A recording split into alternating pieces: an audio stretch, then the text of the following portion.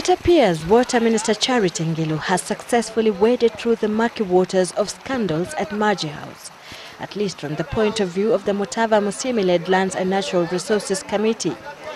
In a report released Wednesday, the committee concluded that there was no evidence that the Minister for Water and Irrigation had links to contractors, consultants and dam experts, or that she used her public position for personal gain by influencing the award of contracts for the construction of dams.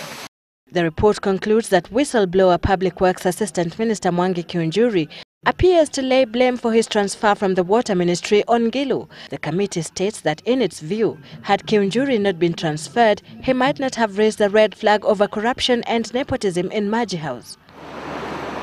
Ngilu is, however, not totally off the hook yet. Her case file at the Kenya Anti-Corruption Commission remains open. This comes just as the echo of jubilations which met the acquittal of suspended Higher Education Minister William Ruto, together with his co-accused Baringo Central MP Sami Mwaita and retired President Moi's former aide Joshua Kulei in a 272 million shillings fraud case, barely died down.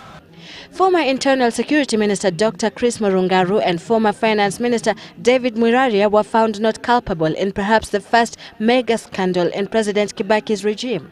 Current Internal Security Minister George Saitoti, as well as Deputy Prime Minister Musalia Mudavadi, all came out smiling after being linked with a multi-billion shilling golden bag scam, and Mudavadi also survived the city cemetery scandal that saw his peers Sami Kirui and Nairobi Mayor Godfrey Majiwa aged out of office.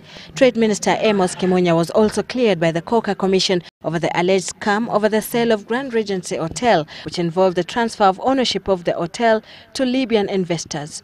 And Education Minister Professor Sam Ongeri also survived a shake-up in his ministry after a free primary education scandal reared its head in the ministry. His PS Karega Mutahi was briefly suspended over the allegations, but he bounced back in government after no evidence linking him to graft was found. All these cases and not a single conviction of the powerful personalities alleged to have been involved. When a court enters an acquittal, it really doesn't mean that no offenses were committed. It might just mean that there was not enough evidence to convict the people who are presented before court. But where is the problem? Is it a case of smart lawyers, smart thieves outwitting incompetent institutions that are charged with prosecution and investigation of corruption cases?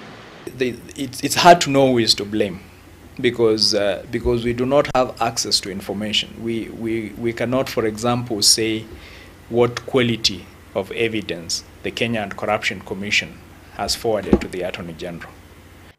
According to Transparency International, corruption is rampant in Kenya and is perpetuated by high-placed individuals. Treasury estimates that the country loses close to 300 billion shillings each year to fraudulent procurement processes alone. Yet no one is held accountable for that pilferage of hard-earned taxpayer shillings.